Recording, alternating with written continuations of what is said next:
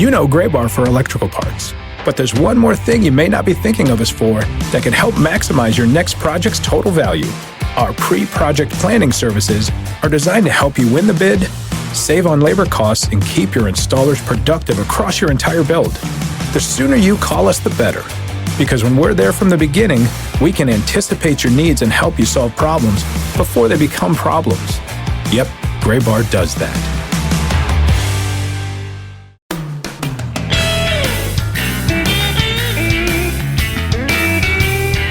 Well, to catch your breath, trade deadline behind us, and it's like baseball full on now. Like, we don't even get to think about, like, oh, this guy, maybe he's not going to be in this place for this long. Like, now it's just baseball for the next 3 months, basically. 2 months for our purposes on the Minor League Baseball podcast. Hi, Sam.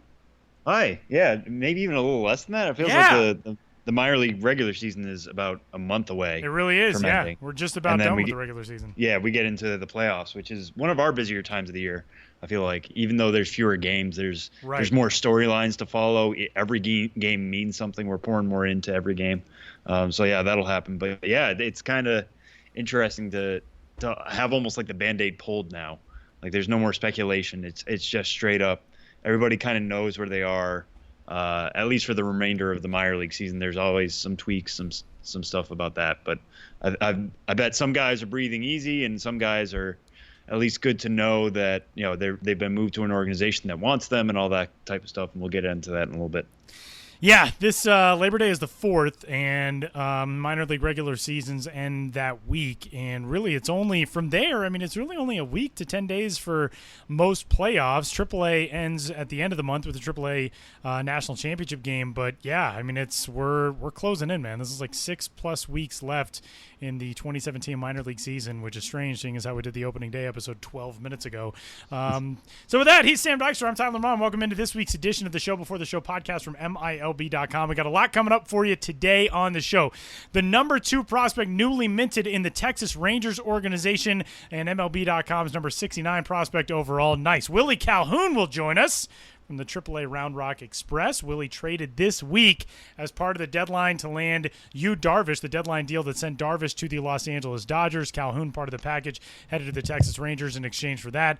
And a lot of deals. Not as insane of a deadline, I think, as it could have been this year, but we'll talk about that here coming up in just a couple of minutes. Before we get started on this week's edition of the show, thanks a ton for joining us wherever you found us on iTunes podcasts or on, I guess it's Apple Podcasts now. Used to be iTunes Podcasts. I think it was just the podcast app. Now it's Apple Podcasts. Either way. Wherever you found us on an iOS device. Yeah, I think so. I think that's what it's technically called now. Okay, well, your Apple devices. Yeah. Wherever you found us on your Apple devices or on the Stitcher app on your Apple devices. Thanks for joining us. We're also on Google Play now. For those of you who have the old Android lifestyle and have not yet found us on Google Play, you can over there as well. Give us a rating and a review and a subscription. You can get in touch with the Show Before the Show, podcast at MILB.com. Sam's on Twitter at Sam Dykstra, MILB. I am on Twitter at Tyler Mon, and we'll get started. Trade deadline is up first in 3 strikes in this week's episode. Sam, a lot of deals, big names moving across the country in some cases, like Sonny Gray from the Oakland Athletics to the New York Yankees. Yu Darvish, it seemed like Yu Darvish was going to stick in Texas, and then all of a sudden, a few frantic minutes after the trade deadline passed at 4 o'clock Eastern time on Monday, and we get a tweet from Ken Rosenthal of MLB Network saying, quote, source, Darvish traded. Didn't know who, didn't know where. A few minutes later, it comes out it's the Los Angeles Dodgers. Either way, we're not going to talk about the major league impact. We're going to talk about the minor league impact. Which farm system at the deadline and leading up to the deadline this year do you think improved the most by selling assets from the major league level? Yeah, so it seemed like Oakland and Texas had the most to potentially gain here, especially kind of the state of their systems coming into the deadline. You're not trading necessarily just to make your farm system look good. Obviously, you don't want that. You want to build for your future, and you want to pick up pieces for guys who, in Yu Darvish's case, are going to become free agents at the end of the year if you're not a contender, or in Sonny Gray's case, this might be the peak of his value, before he hits arbitration years, but while he still has years of control before he gets a little bit more expensive when he does hit arbitration for the A's, who we know are cash strapped. So there's all sorts of calculus that goes into it. Obviously, neither of these two teams are really competing this year in the AL West, at least in the way they had hoped. So it was a way to kind of stock them. Looking at the deals themselves, it's kind of clear that the A's did the most, but they always had the advantage there. I mean, Darvish was going to be a rental no matter where he went. Going to the Dodgers, he turns into Willie Calhoun, who, like you said, is a top 100 overall prospect, and there's lots to like there. But it's Calhoun and kind of two lottery tickets lower down the level. They're lower down the levels, two Class A guys being added to that Ranger system that, honestly kind of needed it. Leody Taveras is their only top 100 prospect right now. Yohander Mendez has kind of fallen off. A couple of other of their big names have kind of fallen off in that system. It's not as polished as it once looked. Not that it was necessarily a top 10 system begin the year, but adding somebody like Calhoun, okay, that's somebody who you can envision a major league future for. Now, the A's, I would give them the advantage, again, because they had Gray. I mean, Gray was a bigger trade chip to trade. I thought when this process began, they could maybe get something closer to what the White Sox got for Jose Quintana from the Cubs, which was Eloy Jimenez and Dylan Cease, two top 100 prospects. They didn't quite get that. They got Dustin Fowler, who was a top 100 prospect. These are all from the Yankees, as Tyler mentioned. Dustin Fowler, top 100 prospect. James Caprillion, former top 100 prospect. And Jorge Mateo, former top 100 prospect. All three guys have crazy ceilings. I mean, if they do as well as we think they can on the field on a consistent basis, these are three, stalwarts of an organization. They're three solid members of your 25-man roster who are all adding value, all do different things. Fowler can be your starting center fielder. I know people in Oakland think he could be the starting center fielder as early as next year. That's certainly possible. There was some discussion on Twitter the day of the trade that there were people in the Yankees organization up until the injury that thought he may have the higher ceiling than Clint Frazier even, which seems crazy for the prospect status we've heard from Frazier for so long. But that's how highly regarded Fowler has been. Yeah, because he was building it up so well. I mean, you could see the trajectory going. With Frazier, you kind of knew what you were always going to get. You were going to get some extra base hit ability, not necessarily a 300 hitter, probably something around 280, a couple steals here and there. Fowler could pretty much do it all. He seemed like a pretty solid center fielder as opposed to Frazier, who looks like a corner guy. He had his pop. He could get some steals, kind of a little bit like what Bradley Zimmer was, only I think he was turning out to be a better hitter at AAA than Zimmer had shown. Now we know what Zimmer is in Cleveland. Anyways, I'll get to that more in a second. Caprillion had top of the rotation stuff. He's got a really good fastball, high velocity, some good breaking pitches. The starter kit for a top rotation guy. And Jorge Mateo, who might be the fastest guy in the minor leagues, led all of the minor leagues a couple of years ago with 81 stolen bases at Class A Charleston. That's their ceiling. I mean, you look at those three guys, that is what they are capable of. Now, there are so many question marks. Fowler, before the injury, like you mentioned, Tyler, he had a gruesome knee injury.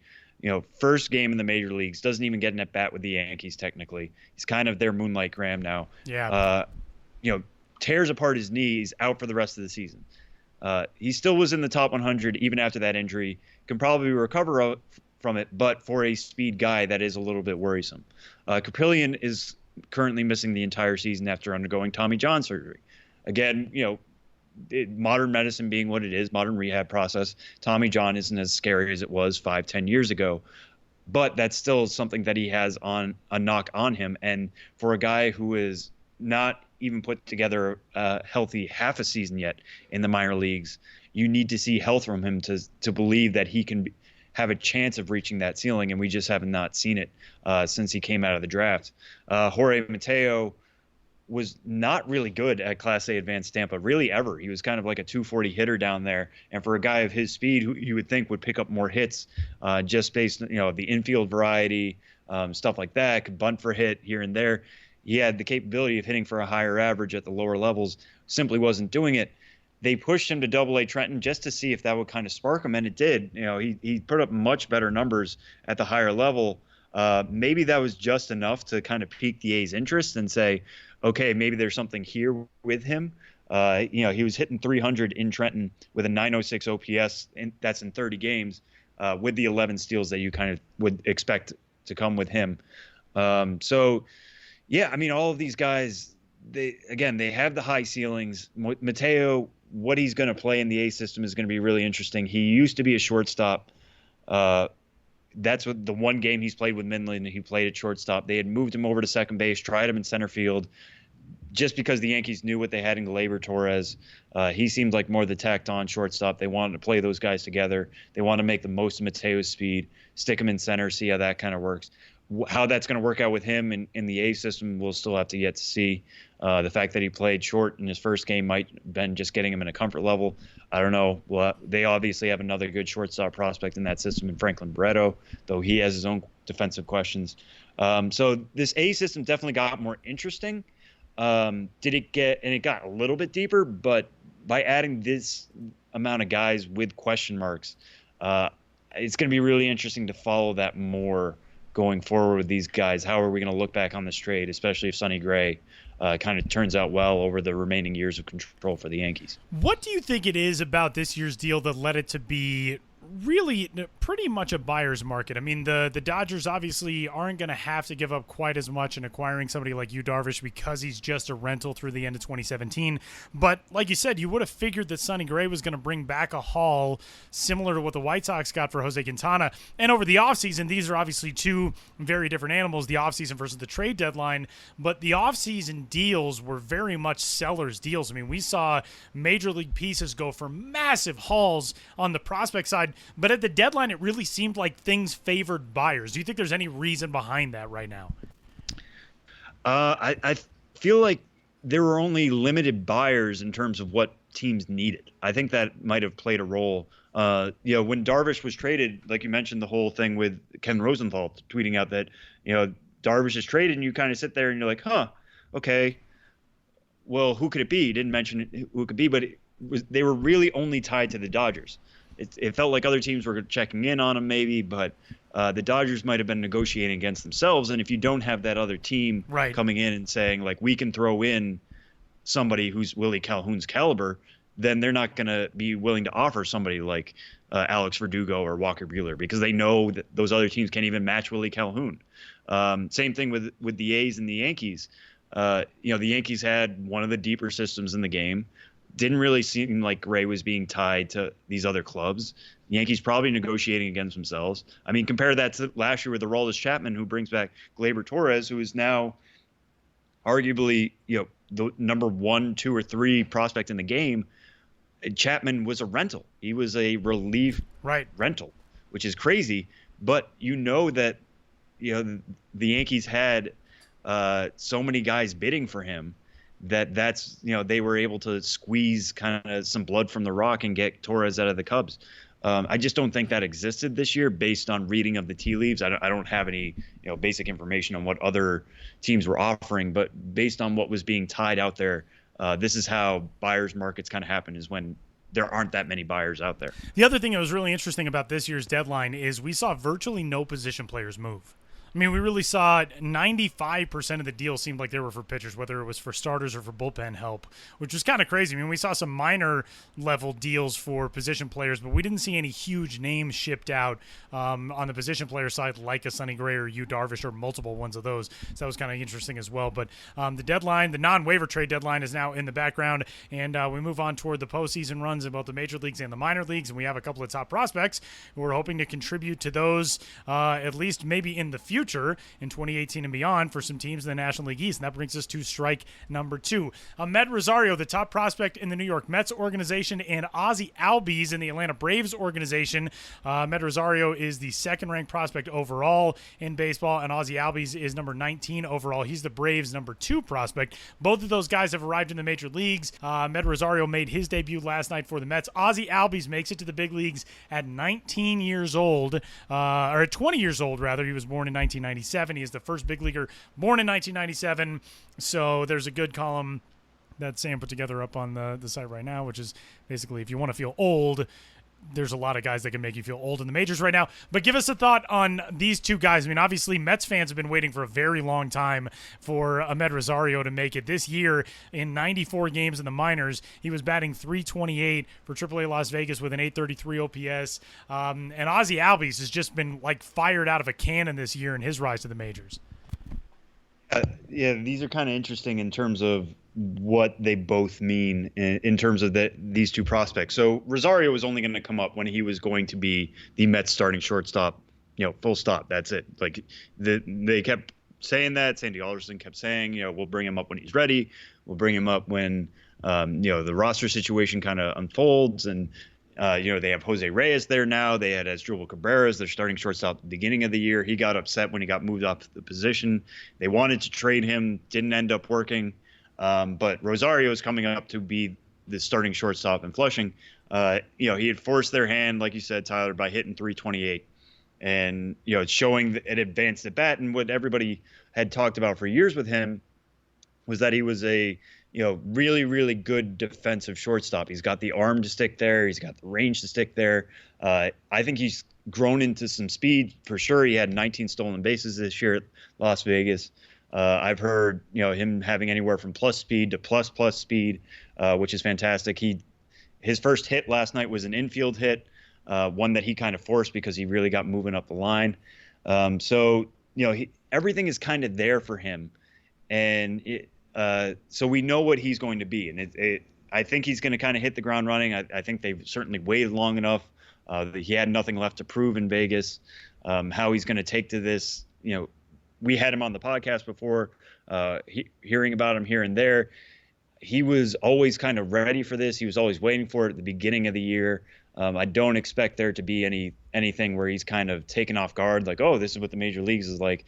He's best friends or very close friends with Jose Reyes, who seems like a real, older brother figure for him in that clubhouse, which I think will be a big help. So Rosario, we know what he's going to be. Albies, I'm real interested to see what's going to happen with him. They started him at second base last night, did the Braves, and it always seemed like the plan coming up this year in Atlanta's dream world was that, they picked up Brandon Phillips in the offseason. He was going to be the veteran presence at second base, hold it down for as long as he could. And then, Albies would come up when he was ready, and Swanson would be a Rookie of the Year candidate. And now all of a sudden you've got one of the best young double play partners in the game going, and you've got a hot Dansby Swanson and a up-and-coming Ozzie Albies. And it hasn't worked that way. Swanson actually was sent down to AAA Gwinnett. Albies is brought up, not in corresponding moves, but days apart. And Phillips is still with the team. They would have loved to have traded him at the trade deadline. He's been a solid hitter this year, about league average. Certainly not stunk in the way that you would think you would have to demote him or, demote his role anyways. So they bring up Albies. They start him at second base in his first game. It seems like he might just stay there. I mean, that's where he's played most of the season this year. He's played some shortstop. That was his initial position until they decided Swanson was the better shortstop, and they wanted Albies to get as much time at second as they could in order to prep them together. So with, Phillips is still there. Johan Camargo has kind of taken over at shortstop since Swanson's gone down. Sean Rodriguez is back from injury. That's kind of a crowded infield in terms of veteran presence and guys who need playing time and all that kind of stuff. It seems like Freddie Freeman is moving back to first. All the kudos in the world to him for moving over to third base to begin with. He's going back to his more natural position at first. Maybe they try to work in Phillips more at third base while they let Albies, make this smooth transition with a position he's comfortable at. But no matter what, he's got tons of speed. That's going to play immediately right away for him. He's a really good switch hitter, better from the right side than the left, but he's still good enough to put up a 285 average despite being the youngest player in the International League most of this year. 9 home runs, 21 stolen bases. He's going to be a defensive asset whether he's playing second or short. So for the Braves, they seem like they've gotten really aggressive this year, pushing guys up the ladder. We've talked about Soroka, Allard being at Double-A. Alex Jackson just joined them. Austin Riley's at that level. Luis Gohara just got moved up to Triple-A. They are pushing guys. It seems like they want to compete next year. So now they want to see what they have in Albies. Lord knows he's put in enough time at AAA to muster this type of promotion. He had gotten hot since the beginning of June. So yeah, what exactly this means for him? Are they going to play him at some short? Are they going to keep him at second base? Hope that Swanson regains his stature in Gwinnett, and that they can get that double play partnership going again in late August or September. We'll have to see. But yeah, exciting times for as much as we thought guys would be moving organizations, to see guys move up. These two exciting players in the major league level now. That was certainly made to an exciting start to the week. You know, it's kind of crazy, too. Had he not gotten injured and had things continued the way they were going in AAA, Gleyber Torres could have joined this group. The top 4 prospects in the big leagues right now could all be, or in the minor leagues right now, could all be in the big leagues. Yohan Moncada is there. Amed Rosario is there. Rafael Devers is there, numbers 1, 2, and 4.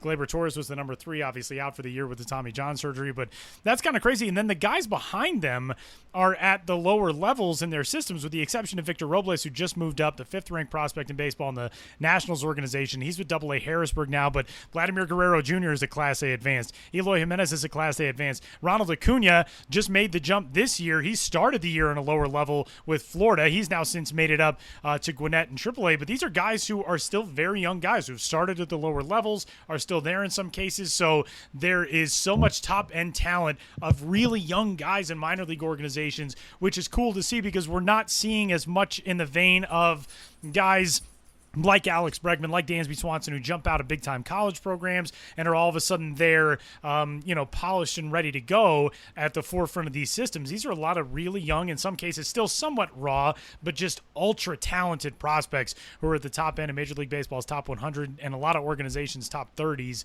and a lot of guys to keep an eye on as we get further and further toward the stretch run here in the big leagues.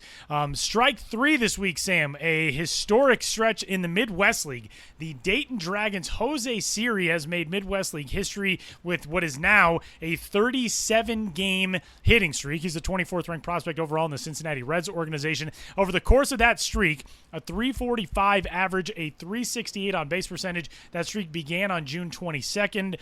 13 homers over that span, 29 runs batted in 37 games. He has been on fire, so much so that Dayton very superstitiously is not really talked about this much. But for Jose Siri, congratulations to him. Pretty cool thing in the Midwest League.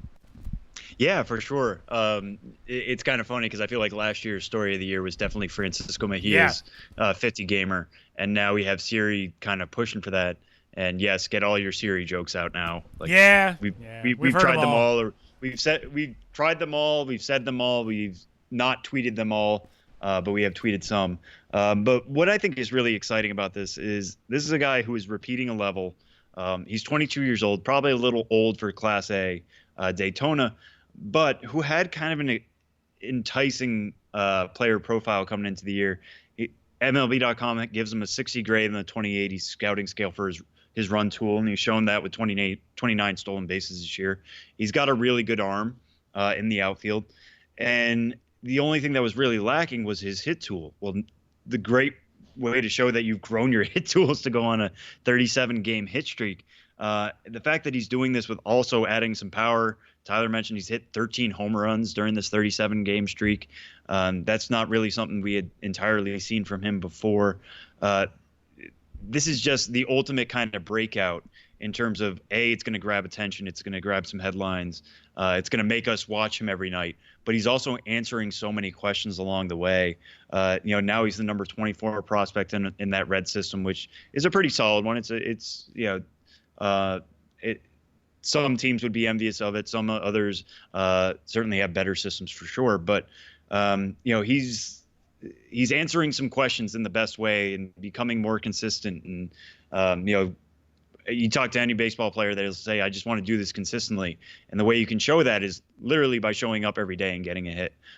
So Siri, not necessarily a guy who might have been on my radar at the beginning of the year, somebody who I needed to watch in this red system, has certainly forced his way onto there. By the way, he's kind of completed his skill set. Would love to see, kind of like with what happened with Mejia. Mejia was promoted in the middle of his hitting streak. I think they wanted at least Siri to get that Midwest League record, or at least try for it. I would love to see what would happen when he gets pushed to the FSL. What's going to happen then? Does his power translate to some of those more pitchers parks, that kind of stuff. But for now, kudos to what he's done. That is, it really puts the stretch of a season into perspective when you think of, June 22nd doesn't seem like it was that long ago, but that's a month and a half of a hit every single day. The consistency of that, especially mid and late into a season, is always even more impressive than if you see it at any other time, because this is the time of year where you really are the most exhausted as a professional baseball player, where the days are hot, they're long, you don't get a ton of off days in these full season minor league circuits, and for Jose Siri to continue this over this stretch of the season is pretty dang impressive, so congratulations to him, and the streak is still alive, so could keep it going. It's at 37 games right now, 3 more to another round number, which if you listen to the show, we obviously love round numbers for literally no reason. One foul ball to get to this week. We were put on blast on Twitter yesterday because last week we did not acknowledge that there would be an upcoming Northwest Pioneer League All-Star game. We were not actually put on blast. Some dude just jokingly mentioned, hey, don't forget about us out here. I carry the flag for our Western news coverage, man. I'm the Rocky Mountain Bureau Chief. Do you think I was going to forget about this? Come on! That's what I thought. I was like, got no East Coast bias on this podcast. Yeah, I was going to say, we don't care about Tyler, I guess, who is one half of this podcast. Unbelievable. But no, and a big thanks to him for tweeting in. Last night in Hillsboro, Oregon, just outside of Portland, the home of the Class A short season Hillsboro Hops, the affiliate of the Arizona Diamondbacks in the Northwest League. The Northwest League did take its latest victory in the Interleague All-Star Series 5-4 over the Pioneer League. Padres outfield prospect Luis Asuncion hit an opposite field double for the Northwest League, which rallied to take a 5-4 win over the Pioneer League. He won the Bush's Beans MVP award, and Tri-City teammates Henry and Jose Galindo got the win and the save in that game. So the Northwest League with the victory at Ron Tonkin Field. That is the most unique All-Star game in the minor leagues because it pits leagues in 2 different levels. They're not widely spaced levels. It's not like you have the Arizona League playing against the Texas League, but they're 2 different levels. It's a Class A short season league in the Northwest League and a rookie ball league in the Pioneer League. So it's guys who are at very similar stages of their careers, but not at exactly the same stages of their careers. And those games have been pretty entertaining throughout the history of this series, which is not a very long one. Yeah, no, not at all. But yeah, that's where I kind of get a kick out of it. And then you try to explain it to somebody else, who doesn't follow minor league baseball, where you're just like, no, it's funny because they're like different levels, but they're not. It's really young guys against really, really young guys. Young guys, yeah. And some guys who are just coming out of college and that kind of thing. If you got a chance to go last night, it seems like it was an entertaining game, 5-4 Northwest League win. But there were a couple names that I kind of just wanted to point out that you might want to pay attention to in the future. Ryan Velotti, Rocky's pick of this year. He was kind of my standout on that Pioneer League All-Star team, but also Starling Heredia, who's a Dodgers prospect. I think he's at number 11 now in that system. Just got moved up to Class A Great Lakes today on Wednesday. He's hitting .427 this year between the AZL and the Pioneer League. He was only in the Pioneer League for 19 games and yet was their starting outfielder, their starting left fielder, in that game, which probably tells you a little bit about what it's like to have an all-star game for a short season league. But that aside, there was one top 100 prospect involved in the game. It was Pavin Smith, D-backs first baseman. Smith was taken this year. He's number 73 overall prospect. He was taken with the 7th overall pick. He's a first baseman, so he's going to have to hit. He does that pretty well. Did that pretty well at the University of Virginia, where he was teammates with Adam Hazley. He's batting .328 this year. No homers yet, but 1 triple and 8 doubles, so he is showing that kind of gap power for right now. He'll be one to keep an eye on, a D-back system that, Lord knows needs top 100 prospects. He is one for them now. John Duplantier is kind of in that discussion as well, I think, in that system. So, yeah, if you were at the game, those are some ones I think you're going to want to keep the program for, kind of keep an eye on as they kind of climb the ladder. So we cover all time zones equally on the Minor League Baseball podcast. The Northwest League and the Pioneer League, congratulations on another successful All-Star game. That's one of the ballparks that I really, really want to attend a game in Hillsboro because the Hops do such a good job with fan engagement, and the setting seems great. The ballpark is new. It's intimate. It's a very cool modern facility. from everything that I've heard and everything that I've seen, but I would love to catch a game up there. Us and Jared Ravitch, we can make a road trip. I was going to say, we already have a buddy to watch the game with us, Jared Ravitch, who seems like, a non-official spokesperson for Hillsborough, just with the pictures he takes and how much fun he makes that park look and all that kind of stuff. So, that's definitely on my list as well. I haven't been to the Portland area ever. So that would make for one heck of a trip, I think. I have, but not since high school when it was just barely getting into the hipster chapter. Sorry, Portland. But that's what everybody knows you for. Sorry. Jared could he'll be our Northwest Bureau Chief. Sorry, Josh, we've cut you out. Now you only get the California. Now we've cut out a special segment of the Pacific Bureau, and now Jared gets that. Yeah. Sorry, Josh, you only get the third biggest state in the union. Whatever. That's our one foul ball for this week's edition of the Show Before the Show podcast. Coming up, Willie Calhoun, the second-ranked prospect in the Texas Rangers organization, involved in Monday's trade deadline deal for Yu Darvish. From the Dodgers to the Rangers went Willie Calhoun, and he joins the Show Before the Show podcast from AAA Round Rock, coming up next.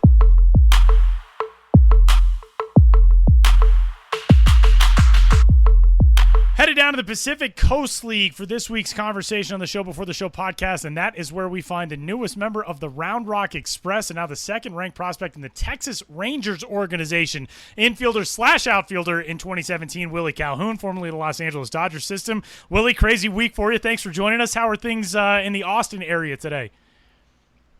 It's good. Pretty hot, but it was actually raining a little bit earlier, but it's nice overall. Well, let's go through this week. Trade deadline week has got to be stressful for anybody and everybody that's in a minor league system, but especially if you're in an organization that you know is probably going to be a buyer, you're a high-ranked prospect. I would imagine there are a lot of things that come along with that are some added levels of stress, but Monday comes. It looks like the trade deadline goes, from our perspective, outside of these organizations. It looks like the deadline comes and goes, and Yu Darvish is staying in Texas. He tweets a picture 10 minutes before the deadline saying 10 minutes to go, and then all of a sudden, right after the deadline, we start hearing there's a trade. Then we hear it's to the Dodgers. Then we're all waiting for this group of prospects that are headed from the Dodgers to the Rangers. How did Monday elapse for you? What was the timeline? When were you aware of this, and how did that whole thing play out? Well, honestly, I was in the clubhouse getting ready to head out the stretch. And then after the deadline happened, everyone's like, all right, no one got traded, so that's good. Like, we're just going to go out and stretch now. And then our coach was like, wait, Darvish just got traded to the Dodgers. And then everyone was like, oh, wow. And then we instantly thought it was going to be me or Verdugo. We just didn't know who it was going to be. And then I was informed that it was me by my agent. And then our head coach confirmed, and then that's when Gabe Kapler called me, the player development director for the Dodgers. That's when he called me and made it official. So it was pretty crazy, but I'm happy to be here, and I can't wait to get started. Yeah, so when you guys had gone out to stretch, you said you heard from your agent. I mean, are you guys just like clinging to your phones in those hours beforehand? Or are you guys all tuned into like MLB Network in the clubhouse? I mean, what was the exact atmosphere like around that group of guys in Oklahoma City? It was like hectic because we were literally about to walk out the stretch until someone had said that Ken Rosenthal tweeted that Darvish was traded to the Dodgers, and then that's when everyone that's when Haas, our manager, was like, all right, just chill out before we go out the stretch and let's watch and see what's going on before we make anything happen. And then we instantly thought, like I said, it was going to be me or Verdugo, but we just didn't know who it was going to be. And it was just like everyone watched it. So it was pretty crazy when everyone found out that it was me, and they all just like congratulated me and just wished me the best. So it was pretty cool. Yeah. How do you what was your first initial reaction, and how have things kind of settled in since then? There's a couple tracks of mine when you go in and trade. It's one, somebody traded for you. The other is somebody traded you away. What was your initial reaction when that happened, and what has it been like these first couple days now as a Rangers or in the Rangers organization? It's been, honestly, I was a bit, I wouldn't say shocked, but I was a bit like stunned, I would say. like I said, like we were anticipating, like after we found out like who it was, the Darvish was traded to the Dodgers.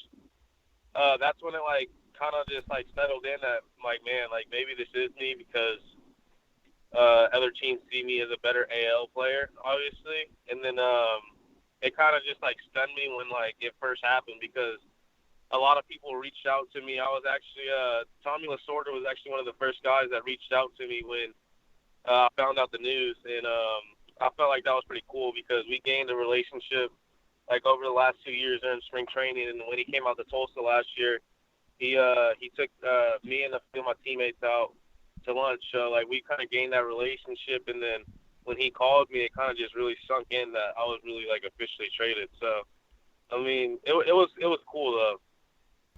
Well, kind of the crazy thing about the PCL is that you are in such close proximity. When you get traded, you guys are at home in OKC, then you head to Austin, to Round Rock. We're there at home as well.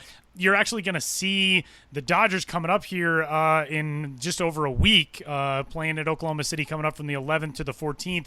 But baseball, I mean, it's such a small world in guys that you played with in travel ball or in college or these various stages throughout guys' pro careers.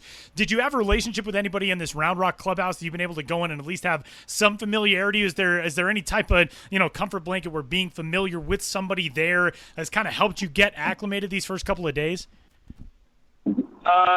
No, I didn't really know anyone on the team except for Justin. I've obviously been playing against him since I was in High A in Rancho Cucamonga, and he was with High Desert. So I mean, I've been playing against him ever since High A 2 years ago, and he kind of got me just like situated with everything, and I feel like that's someone I'm really going to cling to on this team. As well with Damon Mayshore, he was a hitting coordinator last year with the Dodgers. But now he works with the Rangers, and he was there, so with open arms waiting for me. So it was pretty comforting my first day.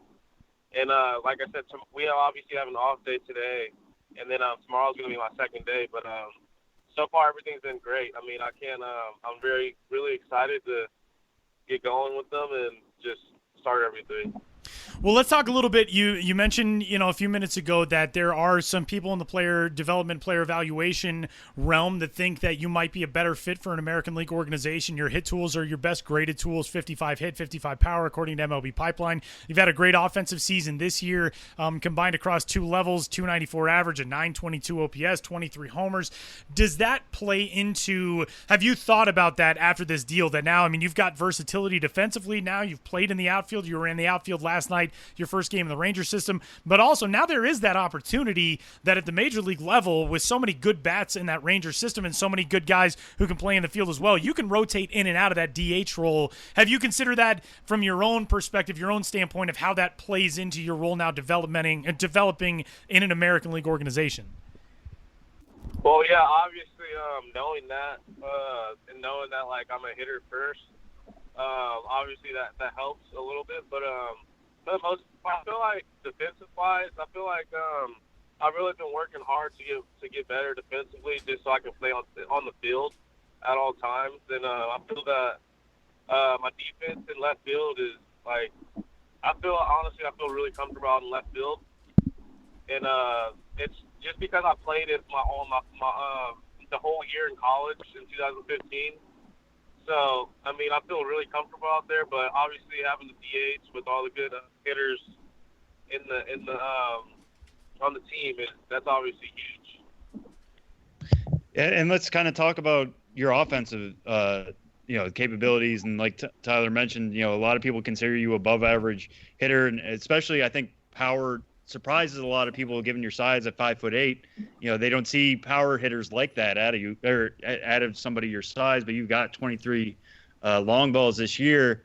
How have you kind of generated that power throughout your career? I mean, where does that kind of come from? How kind of take us through, your minor league developments to become a guy who could be, a bat first type of player? Honestly, like, to be completely honest, my power didn't really blossom until I was in college, until I transferred to Yavapai, and when that happened, I mean, it was crazy. I didn't expect myself to go to junior college and perform that well, and it was crazy, man. Like I think ever since then, like my power has never, I never looked back. 31 homers in 61 games, by the way, in 2015 for Yavapai. That was Willie's total. 31 homers in 61 games. So you could call that blossoming, I would say. It's pretty good. Yeah, I would say. Yeah. So what was it about that junior college experience that made that happen? Because I know you were at University of Arizona before that. You decided to transfer. What happened in between there?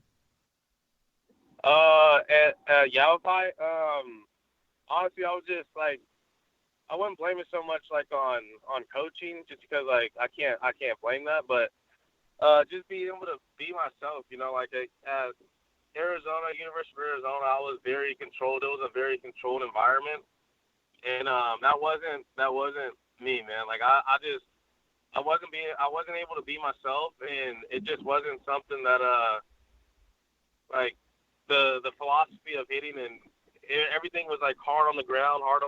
So, like I said, like at University of Arizona, I did not have a good offensive season there. I maybe hit 250 with barely any extra base hits. So that was fairly new to me because I've always been like a really good hitter. And ever since then, I just really like took off. And then Yavapai, I was obviously able to be myself. So that's something that played a huge role in it. Willie, this is kind of a cool year for guys who grew up as baseball players and as baseball fans in the 90s and 2000s because the heroes of that era, are now being enshrined in the Hall of Fame. And with Ken Griffey Jr. this year being one of the centerpiece guys in baseball for an entire generation, now getting that honor. So much of the discussion Hall of Fame week this week has been how everybody who came up, everybody who grew up, everybody who watched baseball as a kid in that era, that's the guy they wanted to be like because he brought that immeasurable level of cool to the game of baseball that everybody wanted to emulate. When you were a kid, who did you watch? Who were you a fan of that you thought one day, I want to be like that guy. I want to model myself after this swing or I want to do whatever. Being a California guy, you got a ton of people to choose from. Who did you look up to when you were a young player?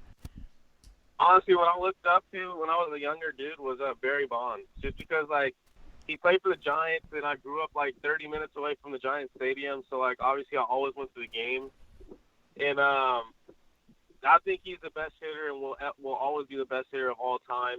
Obviously, he's someone that I really looked up to, and I actually tried his batting stances a few times this year. No way. And yeah, I just usually like when I wouldn't say bored, but usually when like I want to have like really fun with baseball, and I feel like everybody should have fun with baseball just because it's a kid's game. Like I try to like imitate people's swings, and he's one of the guys that I imitated a few times this year. So it was pretty cool. That's someone who I really looked up to when I was a little kid. Yeah, didn't you try to do Babe Ruth's too? I saw you tweet about that like a week ago or 2 weeks ago that you tried to do Babe Ruth's swing. Yeah, I did Babe Ruth's swing, and I've done it like 4 times this year, and I finally got a hold of one ball out of 4 times. So. Well, and that's got to be tough too. Yeah. Is that something you're constantly playing with? Is that just like you think in a certain matchup you think you can get away with? I mean, what goes through that thought process? I know you said the game is fun, and honestly, Lord it knows it is, but. Yeah, it's not because I'm bored. It's because I like to have fun with baseball, obviously, and obviously I think baseball is a fun game. So me being able to, I think I do it in games where like it's not that where it doesn't mean anything, but I do it in games where it's like the game's kind of like out of hand at the point. So at that time I think we were losing like 8-1 when I hit that home run like Babe Ruth. And like I said, like I just went up to our head coach. I was like, hey, I'm gonna go back like Babe Ruth again on this during this 18. And he was like, yeah, go for it, bro. So that same game is another time I batted like Barry Bonds in that game too. So who's the toughest to emulate? Because Babe Ruth, I mean, the tough thing about that swing is he starts that's the classic old school baseball swing. He starts with his feet basically together, which Barry Bonds had kind of a modified version of that. What's the toughest one that you've tried to emulate? Honestly, Babe Ruth, because I'd say Babe Ruth just because like I had to do just like the perfect timing of like stepping forward and everything. So that's amazing. I think Yeah, that was definitely the toughest one. Nice. Well, there's one more I wanted to get in on your Twitter account, just because I've always wondered it myself, and I've never got a chance to ask. Your Twitter account is at 11 Willie Calhoun, but your listed name is June Calhoun.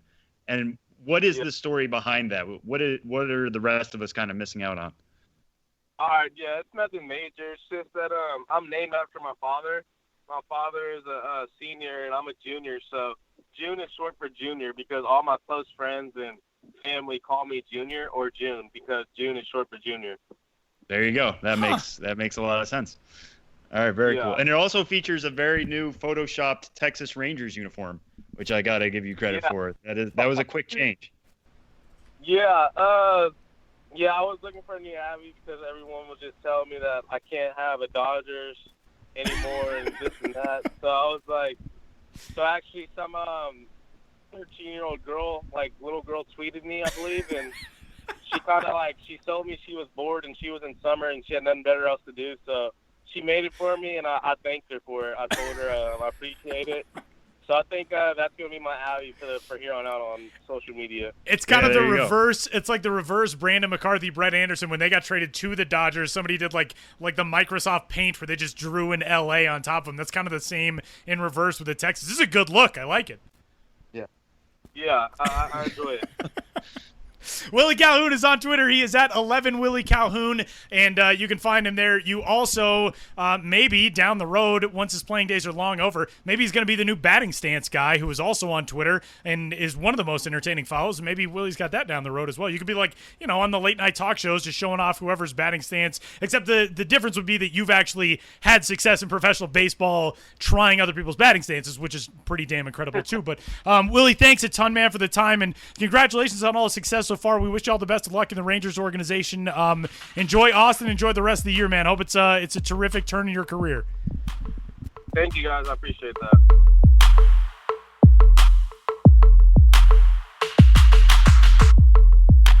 Benjamin Hill, second week in a row, big leaguing the show before the show podcast, which goes against the entire premise and title of this show. And I'm disgusted by it. Okay. I'm going to give you credit for that because that is very clever. That's very clever. Saying that he's big leaguing us on a show about the minor leagues. On a show literally called The Show Before the Show. The show. Right, yeah. Unbelievable. But for the second week in a row, we've been big leagued. Yeah, but we don't need to put Ben on blast in that way. Had it, Ben! It's not a circle of blasting. Like people calling us out for not talking about the Pioneer League, Northwest League All-Star game, and then us in turn blasting Ben for not being. It's like a rude pay it forward. Yeah, no, that's not what we need for this world at all. We need more positivity. Ben is doing a tremendous job on the road right now. He just arrived in baseball town. Meets now. Yeah, at AA Reading. He is doing work right now. As us who are just kind of joking around in what we call work. Yeah, sure. So, whatever. Yeah, follow Ben. He I'm sure by the time this show is up, he'll have all cool, fun things to say from Reading and the rest of his trip. So, and in all seriousness, Ben is in Reading. Ben is a Pennsylvania guy. Reading is one of the really absolute best ballparks and front offices and organizations of minor league baseball. It's the type of place where Ben is born to be. You know what I mean? Like it just fits. It fits the personality of Ben's biz great. The food is great. The entertainment is great. The product is great in Reading. So Ben's gonna have a lot of great stuff from Reading, as he will from the rest of this Eastern League trip. He was in Hartford. There's a lot of good stuff coming up on the blog and on the site. Ben's also got a great story from Binghamton up on the site right now about the actually Australian-born guy who plays one of the Rumble Ponies mascots in Binghamton. So that's up on the site right now, and you can keep checking the blog, bensbiz.mlblogs.com. Ben's the greatest. He's the greatest at everything. Sam, what are you watching on MILB.TV this week? Yeah, so I've got my eye on a fun series coming up just because I want to see how Willie Calhoun is going to adjust to this new system. It's not going to be anything crazy for him. He's still in the same league. He's still in a park that he's played in before. But coming up this weekend, starting Thursday, is a 4-game set between his new Round Rock Express team and the Albuquerque Isotopes. And the reason why that's going to be an especially fun matchup is that the Isotopes have the number 65 overall prospect in the game right now, Ryan McMahon, who, if you can find a hotter hitter in AAA, Congratulations, because I certainly can't. Since he's joined Albuquerque in the last 52 games, he's hitting .392 with 11 homers and a 1.058 OPS. Obviously, it helps playing your home games in Albuquerque in the elevation there. But just being prepared for people to yell Coors at him when he gets to the major league level. You guys never drop that, do you? Coors! It's a big slight that you play in a high elevation. Ryan McMahon, though, on the road this year for Albuquerque, he's hitting .347 with a .907 OPS. He's doing just fine. Pretty well. Right. So to see him on the road in Round Rock, he will be as just special there as he is typically in Albuquerque. So those are two prospects. McMahon's number 65, Calhoun's number 69. Obviously, this is not a big pitching matchup going on here. Round Rock, I don't think, has released their starting pitchers. Albuquerque doesn't have anybody particularly exciting, so maybe we'll be able to see a couple slugfests. That would be a lot of fun. But two guys who have been in the news lately. Again, McMahon, one of the hottest hitters at AAA. Hopefully, maybe forcing his way to Colorado. He can play first base, second base, or third base. They would love to get him and his bat into the lineup at some point, get a chance to see him before he moves up. And if you're a Rangers fan, get your first looks at Willie Calhoun, whether he's going to play second base or left field, like it seems like they're kind of focused on with him right now. It's definitely his bat that's going to play immediately in that new organization. So that should be a fun 4-game set to watch on MILB.TV this weekend. I am going to go to the pitcher's mound, and the top-ranked pitching prospect in all of minor league baseball nowadays is Michael Kopech in the Chicago White Sox organization. And it's kind of gotten to the point where we've almost forgotten somewhat about pitching prospects, it seems like, over the last few weeks, just because the position player talent pool is so heavy and it's so top-heavy in the top 100 prospects. But Michael Kopech, when he got back from the Futures game, kind of adjusted some things mechanically in his delivery. He's staying through to the plate a little bit longer, more like he wanted to. In his 4 starts since he returned from the Futures game, Kopech is 3-1 with a 1.00 ERA. In 27 innings, he has struck out 33 with 4 walks, has a whip of 0.67, and opponents are batting 144 against him. There was a time where we were kind of wondering what was going on with him command-wise. There was a stretch from May 25th through June 16th in which he walked at least 4 batters in every single start. Everything seems like it's coming together for Michael Kopech since this weekend. He and the Birmingham Barons are on the road at Jacksonville taking on the Jumbo Shrimp. I believe he's lined up for a Saturday start, which is a 6:05 Eastern start time in Jacksonville. Could be a Sunday start depending on how things shake out in that rotation. But keep an eye out for that. Michael Kopech, the White Sox prospect, and as of right now, the 12th ranked overall prospect in all minor league baseball and the top ranked pitching prospect in baseball. The White Sox right-hander toes the rubber this weekend for Double-A Birmingham. That will do it. Yeah, no, this is a packed show. It's a packed show. It's a very newsworthy show. I guess that's what happens with the trade deadline. Real news. Does that mean we have to wish somebody gets moved in the non-waiver? We wouldn't wish that upon somebody. Nah. I feel like that would be just the worst. Like, you're a prospect, you think you made it through, like, oh, man, now I can relax. Trade deadline's behind us. Then you get dealt in a waiver deal. That would be just so needlessly stressful for you. Well, we'll have to find out. Could happen. Maybe. I know, yeah. It's bound to have some sort of waiver deal is going to happen, and maybe we'll try to track down whoever that prospect is moved in such a deal. And in that vein, we want to extend our thanks to Willie Calhoun, who, again, is on Twitter. He is at 11 Willie Calhoun. You can find him there, and maybe he'll tease what former big leaguer or current big leaguer's batting stance he's going to try to emulate in a game next. But really cool to get a chance to talk to Willie in a week when things have been kind of haywire for him, but now settling in with the AAA Round Rock Express. Our biggest thanks to you for tuning into the show, and we'll be back to talk to you next week as we get set for postseason pushes here throughout the final 4 or 5 weeks of the minor league regular season, headed toward the postseason all across the MILB levels. He's Sam Dykstra. I'm Tyler Mom. We'll talk to you then.